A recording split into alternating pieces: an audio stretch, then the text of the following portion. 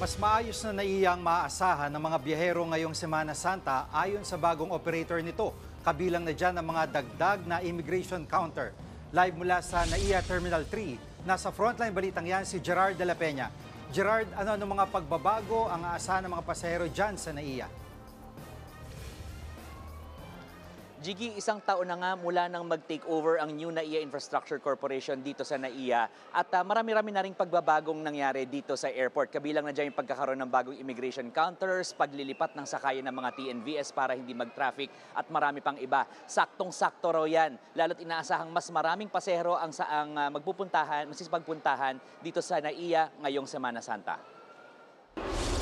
Bagong bukas ang mga dagdag na immigration counters na ito sa NAIA Terminal 3. Moderno ang disenyo at mas maluwag para sa mas mabilis na immigration processing ng mga paalis na OFWs yan. Mas okay po siya kasi dire-diretso siya kumpara sa luma po kasi sobrang hirap. Kasi pare-parehas po nandun lahat eh. Less hassle, walang pila.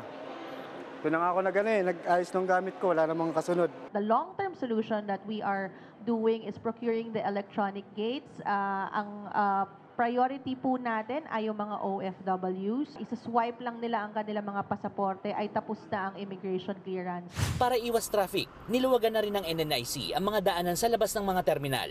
Pati ang sakayan ng mga TNVS, inilipat ng pwesto. Mas marami na rin ang parking slots. Ito ba yung sinasabing worst airport in the world? Parang hindi naman ganoon ang feel namin na ngayon. In fact, for this year, gusto naming mapili ang NAIA as the most improved airport in the region.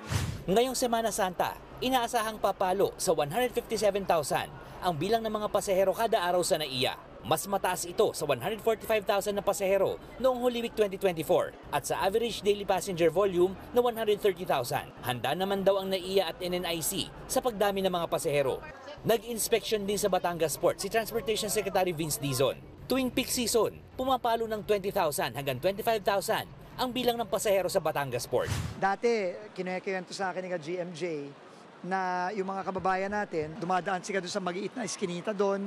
Tapos, napakadumi, napakadaming mga nangaharang sa kanila. Ngayon, covered yung walkway, meron pang mga trolley para sa mga medyo may mabibigat na maleta, merong mga shuttle para sa mga seniors tsaka sa PWD, and pagpasok mo naman dito sa terminal, para kang nasa mall, di ba? Maayos na maayos. Dagdag pa ni Dizon, plano ring magpatupad ng e-ticketing system para maiwasan ang pagpila, matagal na hintayan at overloading.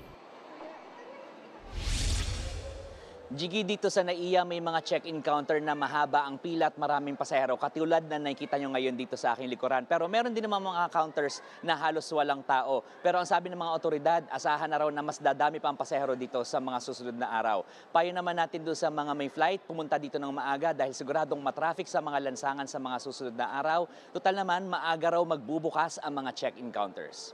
Jiggy. Maraming salamat, Gerard de la Peña. Mga kapatid, Jiggy Manikad po, iba na ang may alam at may pakialam sa panahon ngayon. Para sa konkreto, kumpleto at komprehensibong balitaan sa Frontline, mag-follow at mag-subscribe sa social media pages ng News 5.